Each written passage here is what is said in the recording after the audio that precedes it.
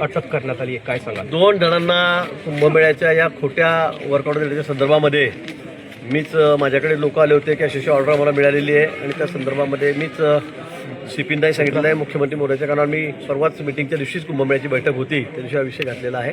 आमचे आयुक्त आहेत, महसूल आयुक्त, ते कुंभमेळा प्राधिकरणाचे अध्यक्ष आहेत गेडाम साहेब, त्यांच्या सहीने म्हणजे डिजिटल सहीने हे सगळे प्रसिद्ध झालेले होते आणि मी त्यांनाही ती कॉपी पाठवली. ते पण म्हणले की अशी आपली कुठलीही कॉपी या ठिकाणी आपण अशी दिलेली नाही, असं कुठलं टेंडर निघालेलं नाही आणि म्हणून मग आपण पोलिसांमध्ये तक्रार केली. त्याच्यामध्ये 2 जणांना ताब्यात घेतले. अजून एक जण त्यातला जो मुख्य अजून आरोपी आहे शकील नावाचा, तो सुद्धा फरार आहे.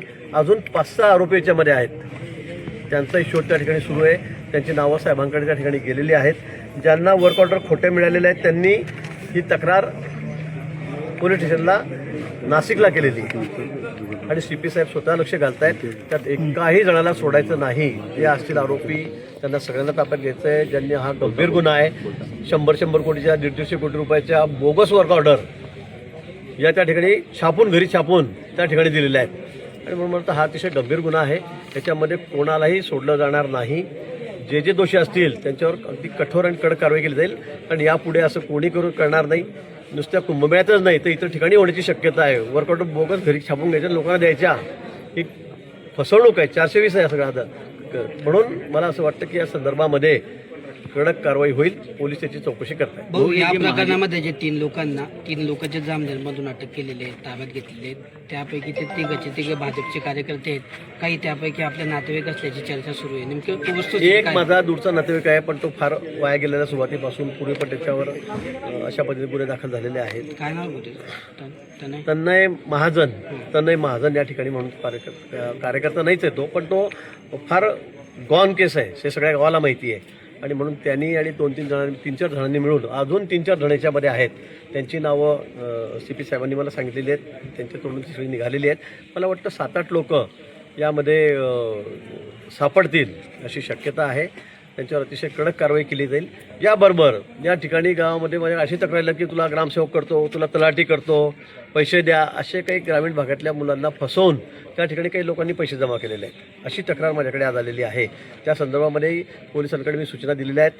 त्यांना सांगितलं तुम्ही तक्रार द्या, कंप्लेंट द्या आणि त्यांनाही सगळ्यांना ताब्यात घ्या.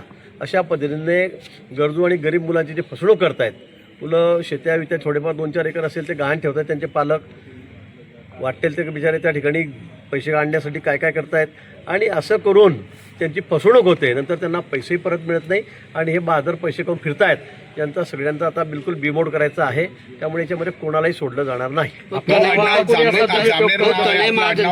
तनय महाजन जो आहे भाऊ, हाच या सगळ्या कुंभमेळ्याच्या ज्या बनावट टेंडर प्रकरणातला मास्टर माइंड असल्याचं सांगितलं जात आहे. मला वाटतं की याच्यामध्ये अजूनही मोठे आहेत की ज्यांनी मोठी रक्कम घेऊन ठेवली असेल. माझ्याकडे आता पुन्हा बातमी आलेली किंवा माझ्याकडे तक्रार आलेली आहे.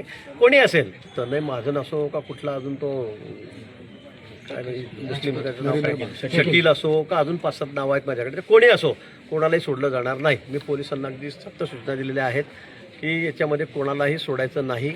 अगदी कठोर कारवाई त्यांच्यावर करायची, कुठलीही कलम त्यात सोडायची नाही. यापुढे असं कोणी धजावणार नाही, कारण हे आता नाही, हे आधी पण झालेलं आहे आणि या लोकांकडून झालेलं आहे. मी पुन्हा सांगतो. त्यामुळे इथे कोणी नातेवाईक आहे, कोणाचं काय आहे अजिबात बघायचं नाही. अतिशय कठोर कारवाई त्यांची करा. त्यांच्या तोंडून सगळं उघडवा. कोणी अजून काय केलं आहे, कोणाला त्यांनी वर्क ऑर्डर दिलेले आहेत.